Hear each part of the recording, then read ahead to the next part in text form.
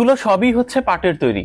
আহারে, পাট এবং পাটজাত পণ্যের অস্তিত্ব টিকিয়ে রাখতে কত সংগ্রাম আর রক্তের ইতিহাস। কৃষকদের কত ঝড় ঝঞ্ঝা বঞ্চনা সহ্য করতে হয়েছে। কেউ কেউ এই পাট আর পাটজাত পণ্যকে ভালোবেসে জীবন জিন্দেগি সব ছেড়েছে। তার মধ্যে একজন আলতাফ মাহমুদ ভাই, সুশিক্ষিত সজ্জন মানুষ, চাইলেই জীবন অন্যরকম করতে পারতেন। কিন্তু তিনি তৈরি করেছেন জুলেক্ট নামক একটা প্রতিষ্ঠান, যেটি পাটজাত পণ্য তৈরি করে, বিদেশে রপ্তানি পর্যন্ত হচ্ছে। ঢাকা মিরপুর 10-এ এসেছি, দেখুন তো, বোঝা যায় এগুলো পাটের তৈরি।